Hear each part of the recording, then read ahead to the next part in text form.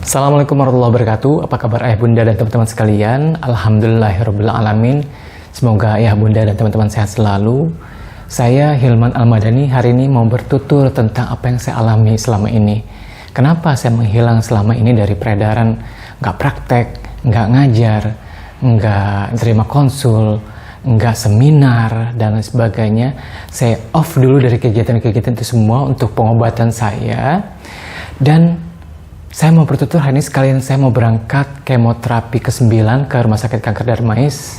Jadi kita nanti cerita-ceritanya sambil saya berangkat ke Rumah Sakit Darmais. Ikuti ya.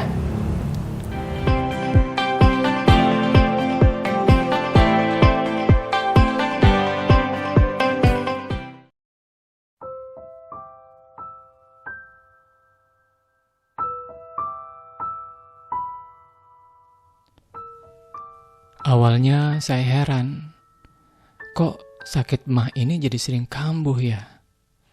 Dan lambung rasanya nggak enak banget. Seingat saya, sejak Idul Fitri tahun 2021, saya jadi sering bolak-balik ke rumah sakit untuk cek lambung. Bahkan beberapa kali melakukan USG abdomen, tapi hasilnya nggak ditemukan kelainan di lambung sih. Sampai akhirnya saya dirujuk ke dokter spesialis bedah saluran cerna. Dengan pemeriksaan awal, dokter tanpa tanda yang aling-aling bilang, "Aduh, wah, gawat ini. Anak kamu berapa? Umur berapa? Wah, aduh." Lalu beliau bilang, "Dugaan saya sementara ini, tapi kalau menurut pengalaman saya ya, ini hampir pasti loh. Kamu kena kanker usus." Duh. Prediksi dokter saat itu membuat saya lemes. Kayak gak ada tulang penyangganya, gak punya tulang. Hidup saya rasanya gelap. Hanya bisa bengong, gak tahu harus ngapain lagi. Dan untuk memastikan semuanya, saya menjalani proses kolonoskopi dan endoskopi. Lalu juga biopsi. Hasilnya, di bulan Juli 2021, saya didiagnosa mengidap kanker anorektal. Ya Allah. Allah, sedih rasanya, takut, kecewa, dan marah bercampur aduk saat itu. Saya yang biasanya jarang nangis, jadi sering nangis. Apalagi kalau lihat anak-anak. Ya Rob, ya Rahman. Meski begitu, saya berusaha tetap tegar. Saya berusaha tetap mengisi perkuliahan dan beberapa seminar online. Sampai akhirnya rasa perih dan lemes membuat saya memutuskan untuk off dulu dari segala macam kegiatan. Baik perkuliahan, seminar, praktek di rumah sakit, pokoknya semuanya. Saya fokus ikhtiar menjalin pengobatan dulu dengan medis dan herbal dibantu beberapa dokter.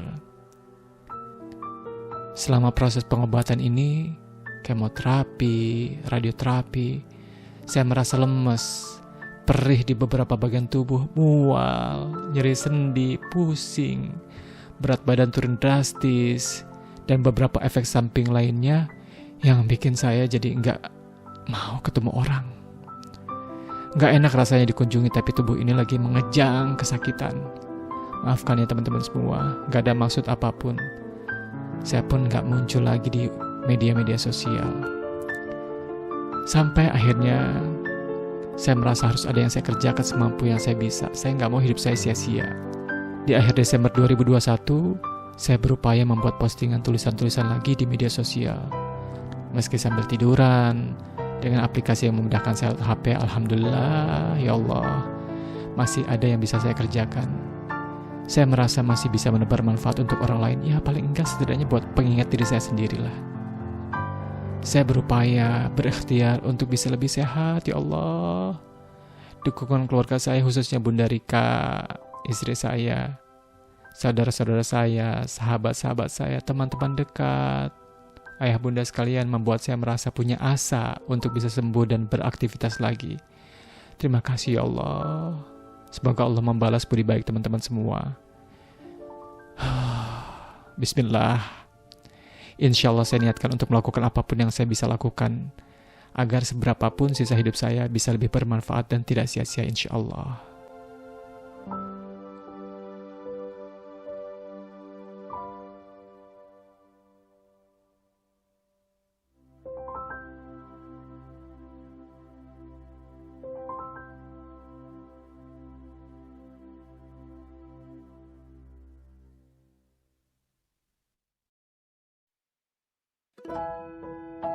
Alhamdulillahirrabbilalamin. Ayah bunda dan teman-teman sekalian, alhamdulillah akhirnya nyampe juga kita ke Rumah Sakit Darmais. Rumah sakit ini adalah rumah sakit rujukan nasional untuk pasien-pasien kanker di Indonesia. Luar biasa, banyak membantu banyak pasien-pasien, mulai dari anak-anak, banyak loh anak-anak di sini. Ada yang masih remaja, yang sebenarnya harapan hidupnya masih panjang ya. Ada yang dewasa, ada yang lansia, luar biasa, Masya Allah. Semoga Allah sembuhkan kami semua dengan ikhtiar kami ini. Rumah sakit ini sama dengan rumah sakit yang lainnya. Ada kantin di lantai 2, ada ya semacam yang jual susu dan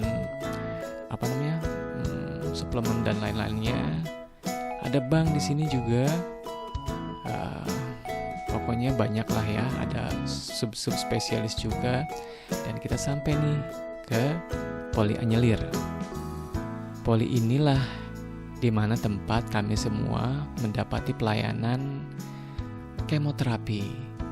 Nah, di bangku-bangku kayak gini nih kami duduk seharian untuk mendapatkan kemoterapi dari pagi sampai kira-kira jam 4 lah.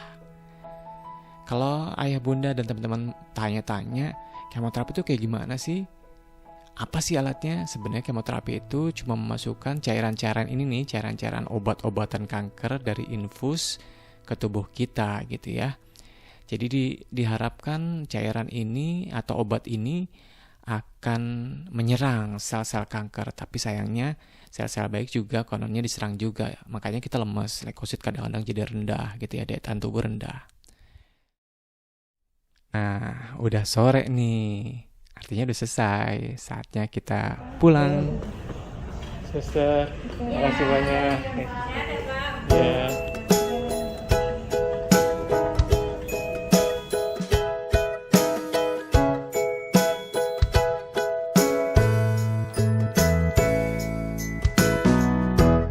Jadi, kira-kira dunia saya runtuh nggak ya setelah didiagnosa kanker? Ya enggak dong, kan kita masih punya Allah. Yuk, sama-sama kita manfaatkan hidup kita yang kita nggak tahu sampai kapan selesainya. Yang penting, jangan sia-siakan hidup kita karena hidup itu anugerah dari Allah. Dan semoga kita bisa menjadi pribadi yang bermanfaat untuk diri kita, juga orang lain di sekitar kita insya Allah. Baik, ayah bunda dan teman-teman sekalian, segitu dulu cerita-cerita kita kali ini. Sampai ketemu nanti. Assalamualaikum warahmatullahi wabarakatuh.